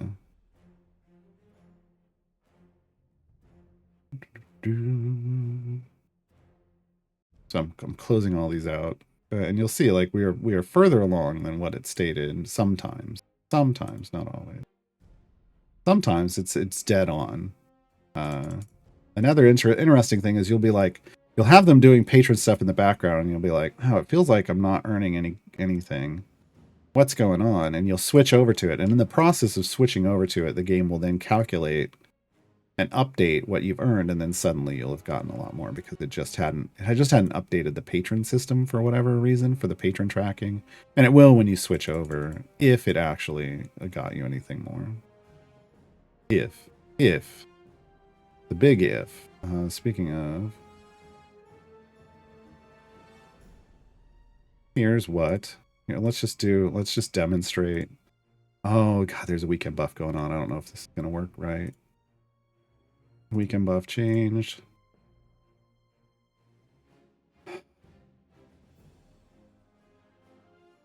Some things. Nope. What? Oh. I'm in the wrong place. This is what happens. I'm not used to being in other parties. God dang it, Gaarawarr. That games. I've got some platinum. I like the game. I like supporting. There are 2 packs on sale. Warden and Minthara. Recommend either over any other champs for what they do. So Warden is pretty generally useful as a debuffer. I prefer him as a debuffer. Minthara is specifically going to be for evil formations. She only buffs evil champions. So, but the Warden is evil, but he will work with just about anybody. He doesn't care. So there's a differentiator between those two. Now, over any other champions, look, there's a lot of champions in this game now, so I can't really get into comparing them. I can compare those two to each other. But otherwise we start getting really deep in the weeds. Minthara is a solid evil buffer, I will say that. She has some really neat stuff, but she wants an evil party. A truly evil party. Do you have to load into your second formation to get the gems and other stuff? No, but it's not going to drop it instantly into your bank account.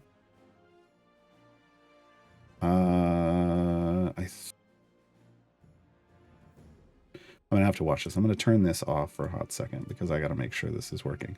Folks, we just started this run. I'm already in the 200s. Okay, this is what we mean when we're talking about the effectiveness of a Briv gem farm. Now we're in the 300s. We're about to hit the 400s.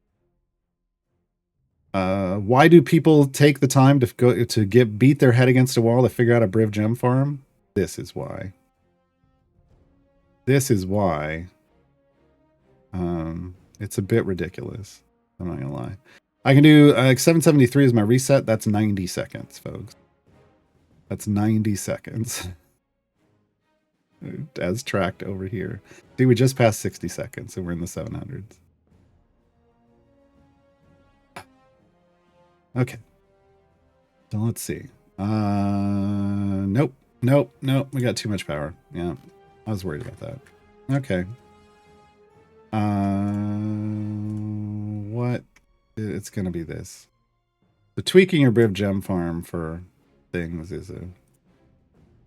Like the weekday buffs, weekend buffs, things can mess with stuff, and you have to go in and fiddle with it. It's still worth it though, because I can set this for 24 hours and pull in millions of gems in that period. I have 2.5 million, and I think that was maybe 10 hours. No. Did they ever fix Baldric? They said they did, but I don't know, and I'll never test it because the 10% more gems isn't enough for doubling. To me, it didn't feel like it was enough. I'll let other people test and decide, but for me, it didn't feel enough. 7,000 was more important to get from a time gate, getting Briv or the last champion for Split the Party 2. Split the Party 2. But again, Briv is not a... Split the Party 2 means you're kind of maybe entering the mid-game. Briv stuff is late mid-game at best for me. People that stop and do it earlier are just kind of... I don't know. I feel like they're just choosing to ignore the rest of the game while they focus on Briv, and you can do that.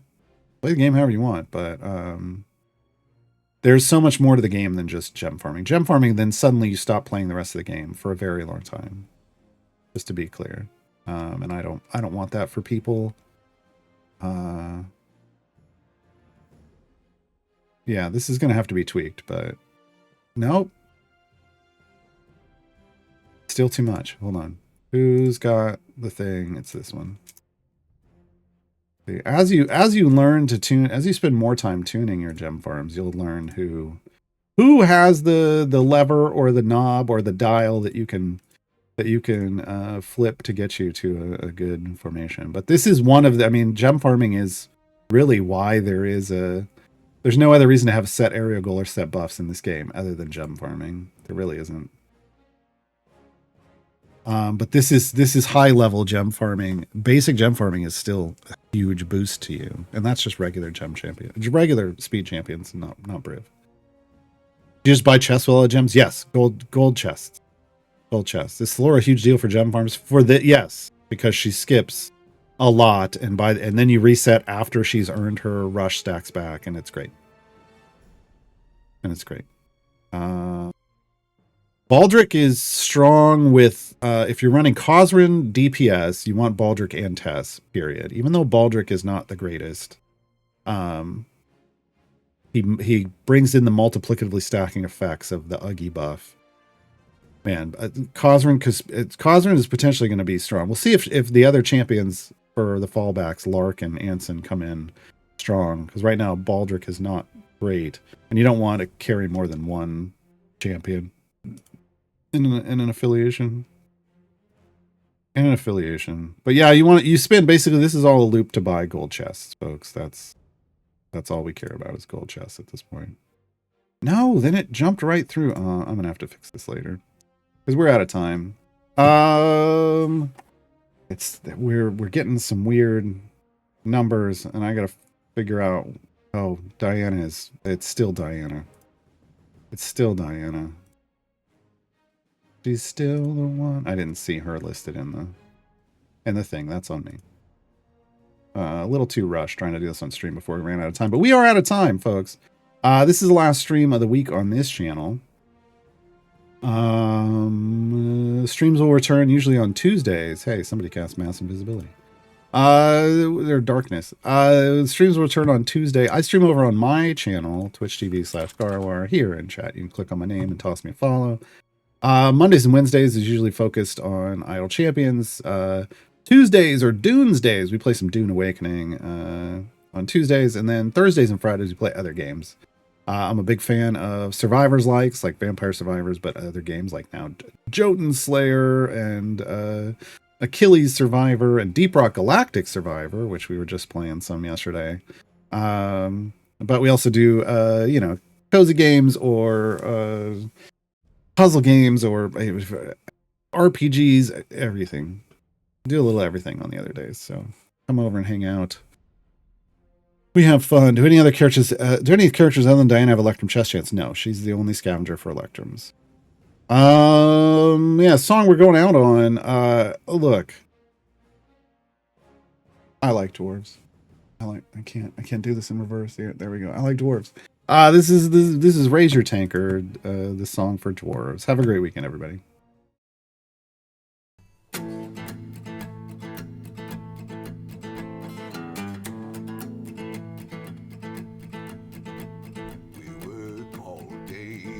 Darkness underground, seeking riches in the stone to be found. In the heat of the earth and the mines below our lands, and the treasure in our hands. Born of the forge, we are miners of the gorge, we are crafters of rune and stone. Our clans are strong as our beards are long, and we're never on our own. Sweat drips down and our hammers pound as we sing along to the sound. Keep our axes sharp and our voices loud as we make Moradin proud. Raise your tankards to the mountain and to our ancestors' pride, to the stone our works are found in. Thorn always provides. Langardin protect us as we defend our lands. Guide our axes onward. Our lives are in your hands.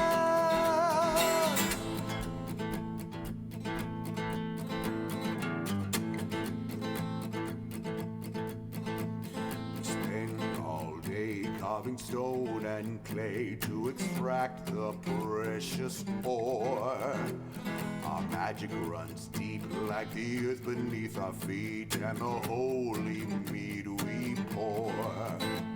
We work all day over fires hot with coal. Masterworks our gold. We have gold in our veins, silver in our bones, and mithril in our soul. So it drips down and our hammers pound as we sing along to the sound. Keep our axes sharp and our voices loud as we make Moradin proud. Raise your tankards